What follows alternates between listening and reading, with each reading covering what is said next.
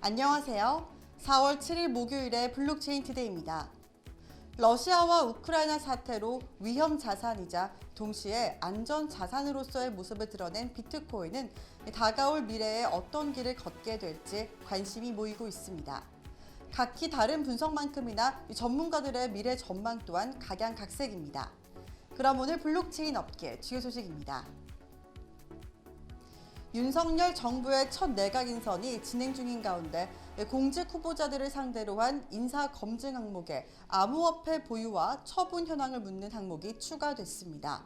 대통령직 인수위원회는 최근 고위공직자 후보군에 보낸 사전 검증 질문에 본인이나 배우자 또는 직계 비속이 비트코인과 이더리움 등 이 암호화폐를 보유하고 있습니까? 라는 질문을 추가했는데요. 인수위는 암호화폐를 보유한 고위공직 후보자에 대해서 소유자, 암호화폐명, 이 보유 수량, 총 평가 금액 등을 제출하도록 했습니다. 개인별 연간 거래 금액이 총 5천만 원 이상인 경우에는 연간 암호화폐 거래 내용도 제출하도록 했는데요. 인수위는 이 매입 경위나 취득 시점에 대한 검증도 강화해서 이 직무 관련성 여부까지도 확인할 계획입니다. 기술보증기금이 블록체인 기반의 디지털 사원증을 도입해 운영키로 했습니다. 전반적인 업무 프로세스를 디지털로 전환하기 위해서인데요. DID 기술을 바탕으로 이 직원의 스마트폰을 블록체인에 연동시키고 이 스마트폰에 사원증의 정보와 개인정보를 담아서 키를 입력해 증명하는 방식으로 위변조의 우려 없이 편리하게 사내 업무를 이용하도록 했습니다. 향후 블록체인 기반의 디지털 신분증을 기업 고객에게도 확대 제공해서 이 전자서류의 수집, 그리고 스마트 계약, 보증 약정 체결, 보증 기한 연장 등 다양한 비대면 서비스를 지속적으로 확대할 예정이라고 밝혔습니다. 미국 재무부가 공식 사이트를 통해 러시아 기반의 유명 다크 웹사이트 및 암호화폐 거래소에 제재를 가했다고 밝혔습니다. 재무부는 다크웹 히드라마켓과 암호화폐 거래소 가란텍스에 대한 제재를 발표하며 미국인의 해당 마켓과 또 거래소에 대한 상품 및 서비스 제공을 금지하고 제재를 위해 독일이나 에스토니아 등의 동맹국과 함께 협력을 강화하고 있다고 밝혔습니다. 이에 따라 재무부 산하 해외자산통제국은 히드라와 관련된 117개 비트코인 월렛을 제재 목록에 추가했습니다. 이에 대해 업계는 러시아를 차단하라는 광범위한 정치적인 압력에 따라서 진행된 것이라고 평가했는데요. 앞서 독일 연방경찰도 히드라를 폐쇄 조치했다고 밝히면서 이 과정에서 독일 수사당국은 2,500만 달러 상당의 543개의 비트코인을 압수한 바 있습니다. 테슬라의 일론 머스크가 트위터 지분을 인수하며 최대 주주로 등극한 지 하루 만에 트위터 이사가 됐습니다. 그는 향후 몇 달 동안 이 파라그 CEO와 트위터 이사회와의 협업을 통해서 이 트위터를 크게 개선하기를 기대하고 있다, 이렇게 밝혔는데요. 향후 머스크 창업자가 트위터의 사업에 미친 영향은 적지 않을 것으로 보입니다. 특히 그가 적극적으로 지지하고 있는 도지코인은 14%가량 급등했고 트위터에도 이 도지코인을 도입할 수 있다는 기대감이 높아지고 있습니다.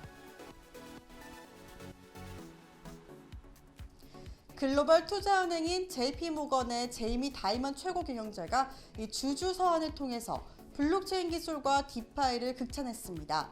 이 JP모건의 최고 경영자는 블록체인과 디파이가 공적 분야와 민간 부문을 모두 아우를 수 있는 신기술이라고 설명하면서 혁신의 최전선에 위치하고 있다고 밝혔는데요. 그는 지난해 10월에는 국제금융연구소가 주최했던 암호화폐 관련 행사를 통해서 비트코인은 전혀 가치가 없다라며 해당 암호화폐 거래는 끊는 것이 현명하다고 비관적인 비판을 한 바 있습니다. 리플과 미국 증권거래위원회 SEC 간의 미등록 증권 판매 소송의 담당 판사 사라 넷번이 SEC에 내부 문서 수정본을 4월 8일까지 제출하라고 명령했습니다. 앞서 SEC는 심의 과정 특권의 사유로 이 법원에 직원이 작성한 필기 메모의 일부 내용을 수정할 수 있게 해달라고 요청한 바 있는데요. 논란의 메모는 비트코인 및 ICO의 법적 포지션에 초점을 맞춘 회의와 연관이 있었으며 앞서 이더리움은 유가증권이 아니라고 말한 SEC 기업금융국장의 연설 내용이 담긴 이메일도 포함됐습니다. 이와 관련해 리플 측은 SEC 내부 문서 수정 요청에 이의를 제기하지 않겠다는 답변을 법원에 제출한 것으로 알려졌는데요. 리플 측은 해당 메모들의 원본에 접근할 수 없었다고 주장하고 있습니다. 블록체인 이슈 앤 트렌드 초성 뉴스에서 이은주 아나운서가 전해드립니다.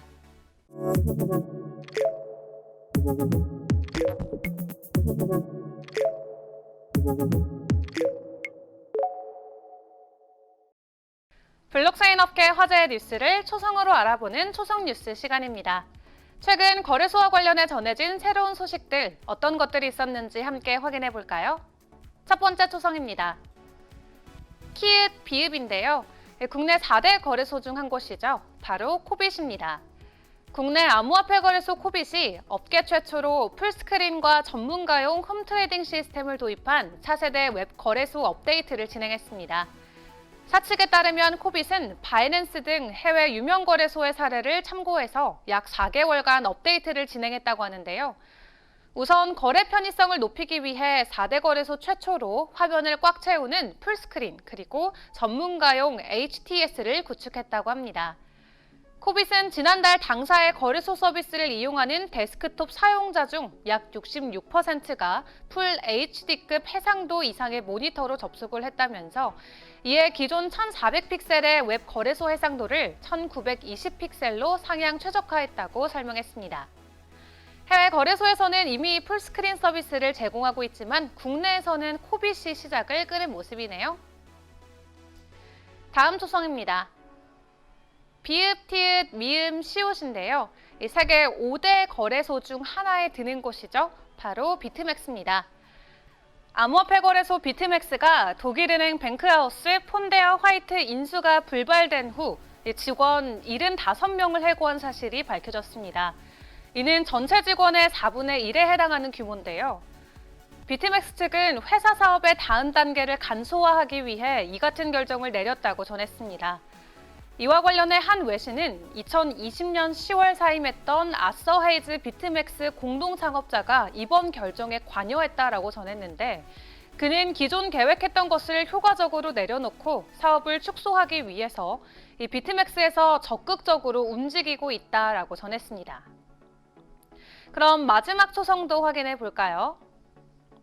키읔, 이응입니다. 귀여운 라이언과 춘식이가 살고 있는 곳이죠. 바로 카카오입니다.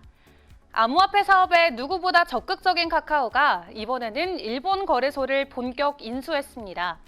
카카오는 일본 법인 카카오 피코마를 통해서 일본에서 일종 라이선스를 획득한 암호자산 거래소 사쿠라 익스체인지 비트코인을 인수했는데요. 이로써 지분 15.3%를 보유한 두나무와 함께 한일 양국서 암호화폐 사업을 추진하게 됐습니다.